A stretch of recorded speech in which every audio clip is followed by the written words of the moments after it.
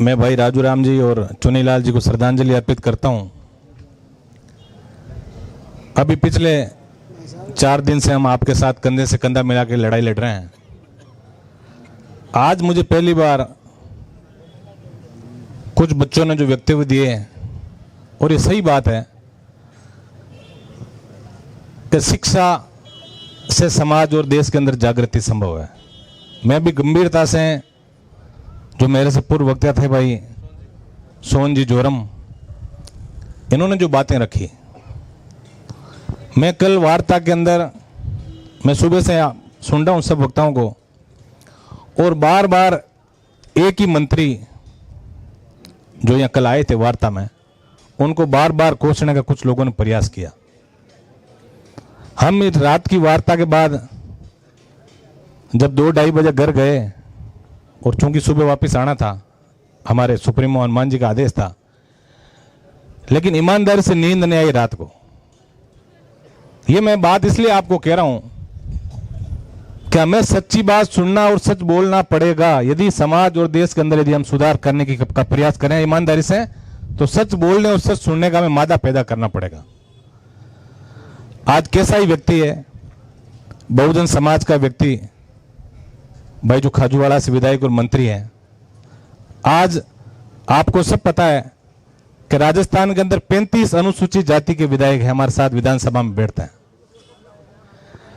कितने लोग अनुसूचित जाति के विधायक आपके सामने आके और साथ आके बैठे, आप बता दो। चलो राजस्थान में बाहर से नहीं आ सकते।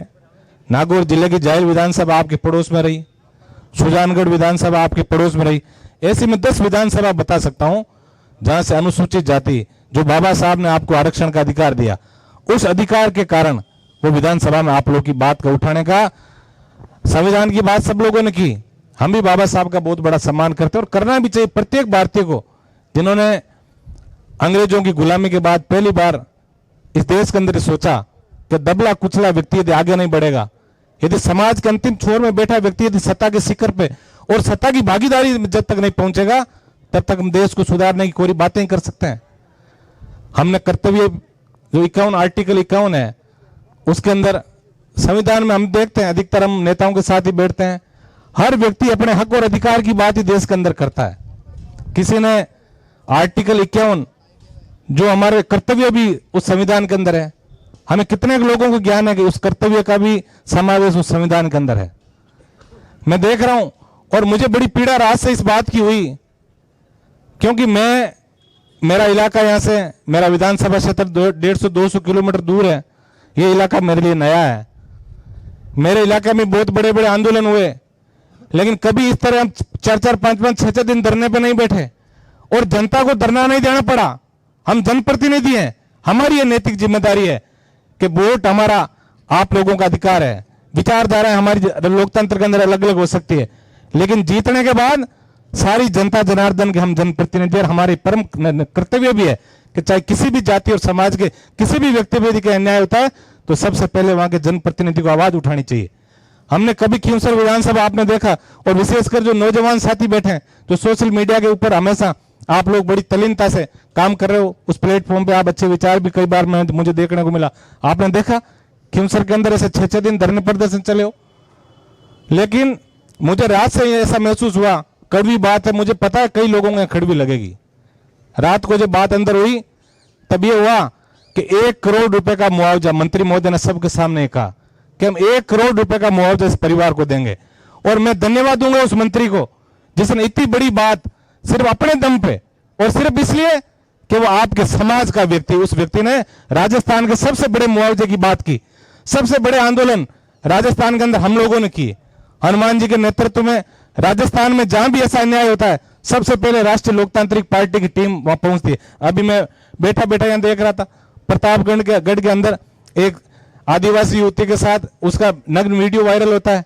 अभी ट्वीट किया हनुमान जी ने कि तीनों विधायकों को इस धरने के बाद प्रतापगढ़ पहुंचना है। आप समझते हमारे भी बच्चे हैं, हम भी चाहते हैं शाम को परिवार के साथ रहे, लेकिन आप देख रहे हो पिछले 4-5 दिन से आपके साथ हैं, कल प्रतापगढ़ जाना पड़ेगा, और भगवान ना करे और कहीं यदि अन्याय होगा तो वहां भी हम लोगों को जाना पड़ेगा। लेकिन हम लोगों को एक चीज सच स्वीकारना पड़ेगा, यदि समाज में हम सुधार करना चाहते हैं तो आज क्यों नहीं, क्या कारण रहा कि 35 विधायकों में सिर्फ एसी समुदाय के सिर्फ 2 विधायक जो राष्ट्रीय लोकतांत्रिक पार्टी से चुन के आते हैं वो आज 3-4 दिन से आपके बीच संघर्ष कर रहे हैं। 1-2 भारतीय जनता पार्टी के विधायक भाई हमारे रूपाराम जी यहां बैठे हैं। लेकिन रात को मुझे सबसे बुरी बात यह लगी, ये सही बात है कि आप जो लोग आए हैं आप सब इस परिवार को न्याय दिलाना आए हैं और इस माइक के पास में जो 25 फीट के दायरे में हम लोग जो बैठे हैं हम लोग राजनीति करने आए हैं, हमें कोई मतलब नहीं है। ये बात मैंने आप जो युवा साथी खड़े हैं आपसे मैं ये बात जरूर कहूंगा, क्योंकि रात से मेरे मन के अंदर एक ऐसा मन उद्वेलित हो गया मेरा कि आखिर हम करना क्या चाहते हैं। कुछ लोग भाई राजू जी और चुनीलाल जी की आत्मा की शांति की बात कर रहे हैं, परिवार को न्याय की बात कर रहे हैं, सीबीआई की जांच की मांग कर रहे हैं। मैं ये कह रहा हूं, अभी मैं कुछ कहूंगा अपने मुंह से, क्योंकि मैं हमेशा, आप लोगों ने देखा, हम वहां बैठते हैं जहां देश प्रदेश के कानून बनते हैं और हम आंकड़ों के साथ व्यवस्था की बात पब्लिक से लेकर सत्ता में बैठे लोगों के कान तक पहुंचाते हैं कि क्या बात अच्छी है, क्या बात होनी चाहिए, क्या बात नहीं होनी चाहिए और कौन कौन सी वो बातें जिसे समाज के अंदर हम सुधार कर सकते हैं। यदि मेरे हिसाब से रात को 1 करोड़ रुपए इस परिवार को मिलता, भाई बापू जी आप साथ थे अंदर, 1 करोड़ रुपए की उन्होंने बात रात को कही।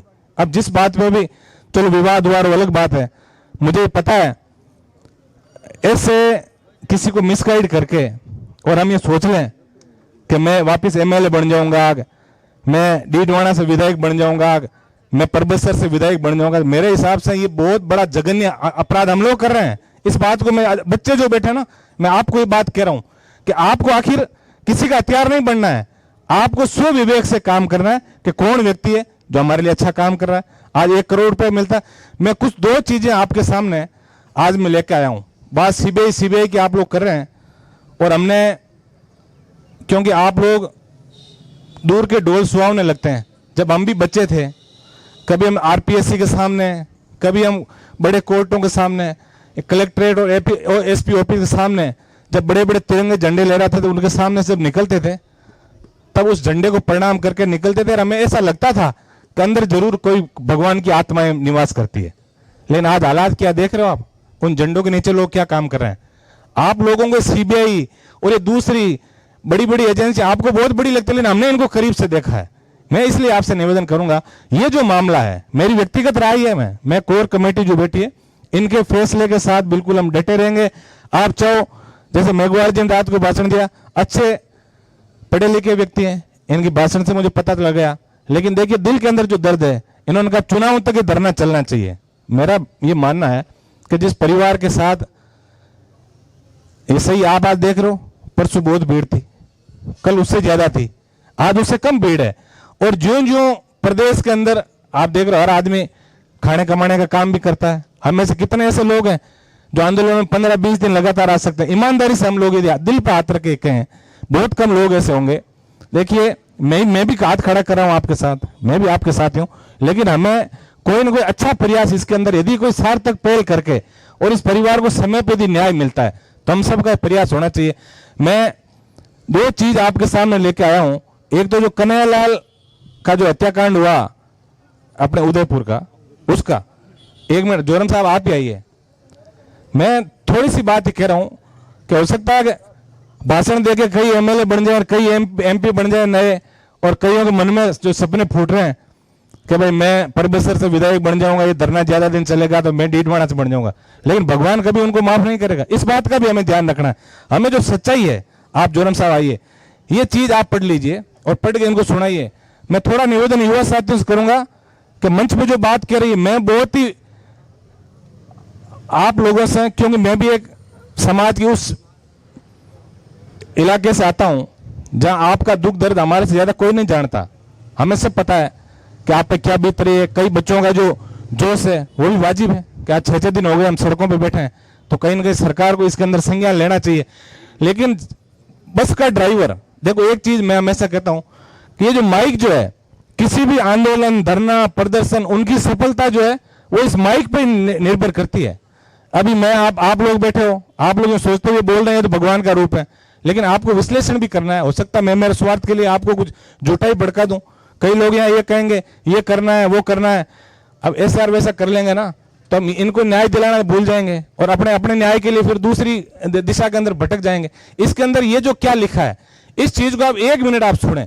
2 चीजें मैं आपके लिए लेकर आया हूं। सीबीआई की मांग आप लोग करें, वाजिब है भाई, सीबीआई की मांग आप करें। हमने भी कल बहुत अच्छी तरह से पक्ष रखा, लेकिन स्थिति जो देश के अंदर है वो ये जो जोरम साहब आपको बताएंगे। एक बार इनको सुना दो, आप क्या है ये खबर क्या है, सुना दो। ये कन्हैयालाल हत्याकांड के अंदर केंद्र से जो अभियोजन मंजूरी नहीं, मतलब जिस मुकदमे को चलाने के लिए सबसे पहले अभियोजन स्वीकृति होती है, उसकी स्वीकृति इसमें नहीं दी गई है। एक आरोपी को सशर्त जमानत नहीं दी नहीं है।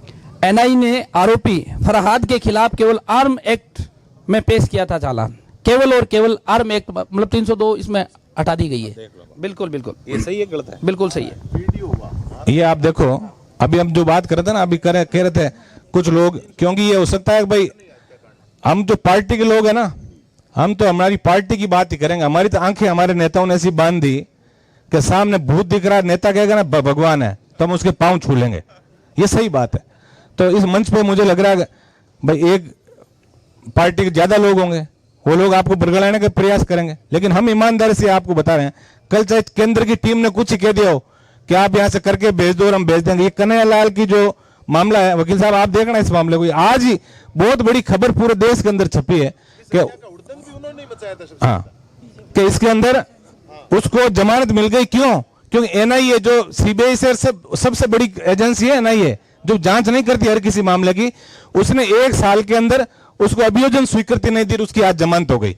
और दूसरा, आप जो सीबीआई की बात कर रहे हैं, सोनलाल जी 1 मिनट आप आ ही जाएं, थोड़ा कष्ट तो आपको होगा, लेकिन मैं बच्चे ये जो बच्चे बैठे हैं, जिनके अंदर कहीं ना कहीं ये जो बच्चे जो मंच के आसपास बैठे हैं, इन लोगों में वास्तव में बहुत पोटेंशियल है। कल का भारत आप लोगों को बनाना है। हम तो 50-50 साल के हो गए, आप लोगों को आगे राजनीति के अंदर भी आना है, समाज सेवा में आना है। तो उसके लिए आपको तैयारी इस चीज की करनी है कि हम जो कोई बात करें वो बात तथ्यों से परे नहीं हो।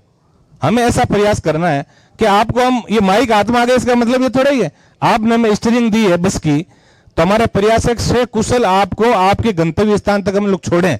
ऐसा नहीं है कि हम इसको ऐसे झुला के कुछ अमृत आगे ले जाके पलटी खिला के आपको जख्मी कर दें। ये हमारी जिम्मेदारी नहीं है। हमारी जिम्मेदारी है कि आप लोगों को, चूंकि आपने हमें जनप्रतिनिधि बनाया, इसलिए सही बात आपको बता के, और उस बस को जिसकी आपने हमें स्टीयरिंग सौंपी है, उस बस को से कुशल आपकी यात्रा का हम समापन कर सकें, ये हमारी जिम्मेदारी है। ये प्रधानमंत्री ऑफिस का लेटर है, आप बता दें, इसके अंदर ये लिखा है। जोरम साहब नहीं, आप पास खड़े रहो आप, ताकि क्या कई बच्चों को ऐसा नहीं, हम कोई बात करें आप ये सोच लो कि भाई ये तो कोई घर से तो आंकड़े नहीं लाए।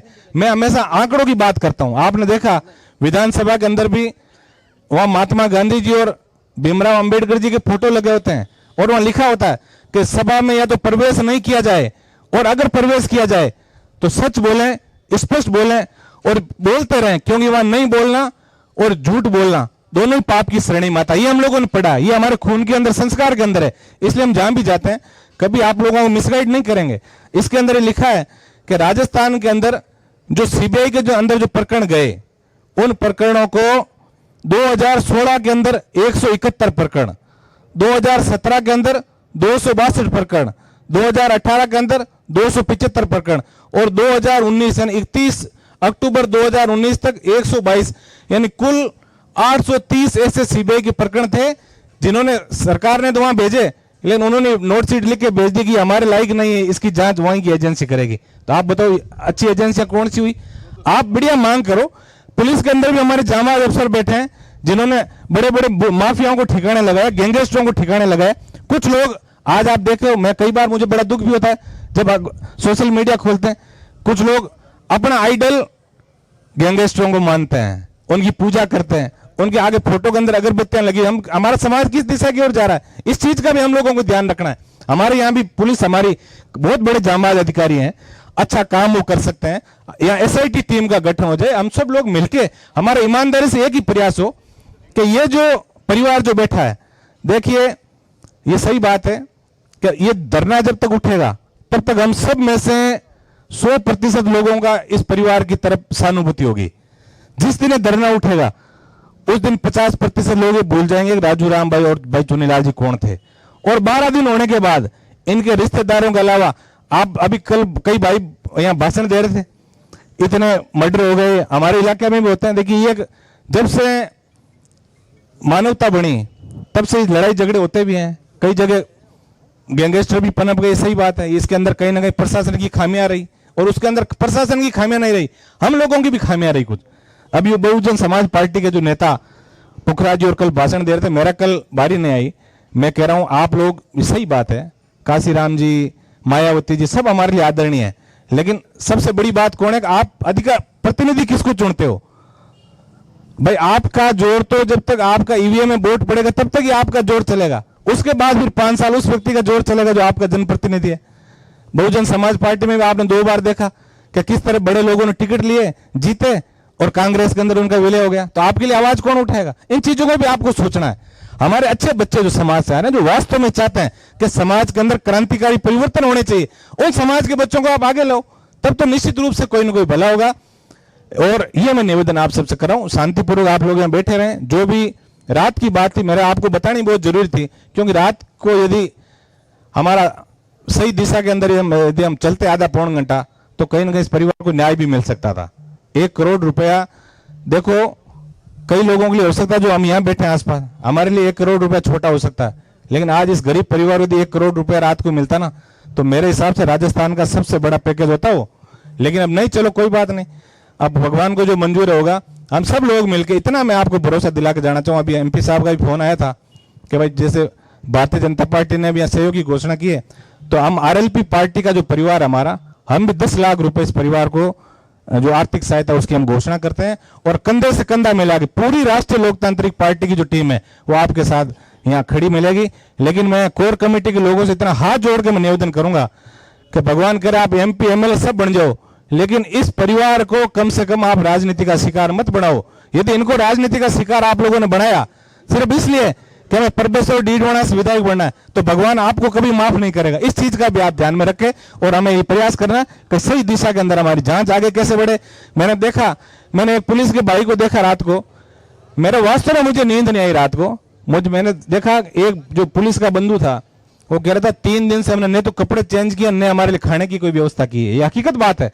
हम लोग पुलिस के प्रति भी कई बार गुस्सा हमारा जायज है, लेकिन आपको पता है कि कोने कोने पे पुलिस खड़ी रहेगी नहीं, और पुलिस भी कुछ करती है तब हमारे जैसे लोग ही कई बार ये काम कर देते हैं। जैसे समाज में जो गैंगस्टर आज पनप रहे हैं, उसके लिए बहुत से लोग जिम्मेदार हैं, हम और आप भी उसके लिए जिम्मेदार हैं। गैंगे कोई एक दिन में नहीं पनपती, उसके लिए बहुत सारे लोग जिम्मेदार हैं। उसकी बात हम और कहीं करेंगे, समाज सुधार की जो हमारी राजनीतिक रैली होगी उसके अंदर करेंगे। लेकिन मैं यहाँ तो इतना ही आपसे निवेदन करूंगा कि प्रशासनिक लोगों के, क्योंकि लास्ट का जो हमारा जो बिंदु है, जिसके अंदर हमें कहीं ना कहीं टेबल पे बैठ के एक दूसरे से वार्ता करेंगे तभी तो सॉल्यूशन होगा। कहीं ना कहीं आप यहां बैठे रहो, प्रशासन वहां बैठे रहेगा। अब इसके बीच जब तक आपके पास कोई कम्युनिकेशन की अच्छी कड़ी नहीं होगी, तब तक मेरे हिसाब से तो अपना हल हो नहीं सकता। इसलिए मैं इतना निवेदन कोर कमेटी से करूंगा कि हमें राजनीतिक महत्वाकांक्षा और राजनीतिक अपेक्षाओं सबको छोड़ के हमें ईमानदारी से भगवान को याद करके हमें यही चीज सोचना है, हमें भी स्वर्ग में जाना है।